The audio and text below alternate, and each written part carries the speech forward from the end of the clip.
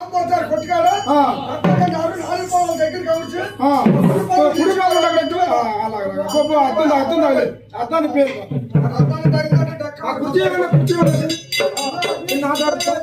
మా బాబాయ్ గారి అందరూ చూసేటప్పుడు చక్కగా కస్టమర్ వస్తే కుర్చీ వేసి కూర్చోబెట్టారు.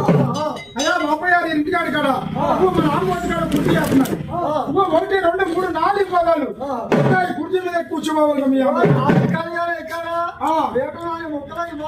అయ్యా బాబాయ్ గారు చేస్తున్నారు.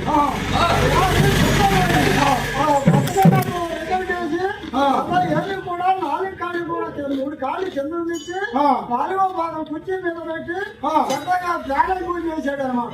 చక్కగా మీ ఆమోదాడు చేస్తాడు రాముడు చక్కగా నీ కుడి పాదం తెచ్చి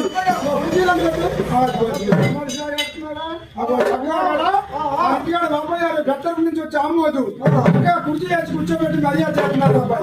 ఇప్పుడు చాలేశాడు కాలు తీసేసి మళ్ళా 2 సార్లు అట్టాడు బాబాయ్.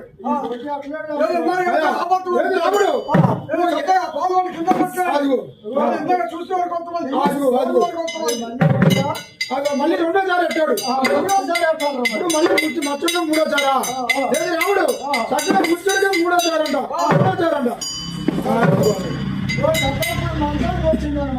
బాబాయ్ గారు చక్కగా 3 సార్లు ఎట్టాడా. ఇప్పుడు బాబాయ్ గారు అందరూ చూసేటప్పుడు కుర్చీ గారు తీసేయండి. మా బాబాయ్ గారి పేరు చెప్తున్నావా రాముడు గారు నువ్వు దిగుతున్నావా సంవత్సరానికి జాగ్రత్తన్నావా చక్కగా కుర్చీ గారు కూర్చోబెట్టారా ధ్యానం చేస్తున్నావా ఏ చెప్తున్నాయినా సెకండ్ ఇస్తావా సెకండ్ ఇచ్చే చేయమాట చేతితో ఇద్దామంటే ఆగితే మనకేమవుతుంది అంటాడు. ఏది ఎడమాపోతాం అంట ఒక పాయింట్ మట్టి గీరి కొట్టుబడి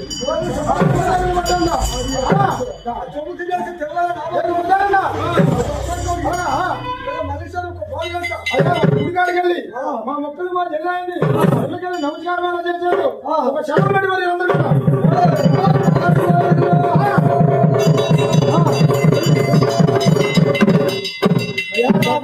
ఇంటికాడ కాడ చక్కగా కుడుకాలు కాడ బాబాయ్ గారి కాడ కీళ్లు మలిపి చక్కగా నమస్కారం చేశాడు మాట.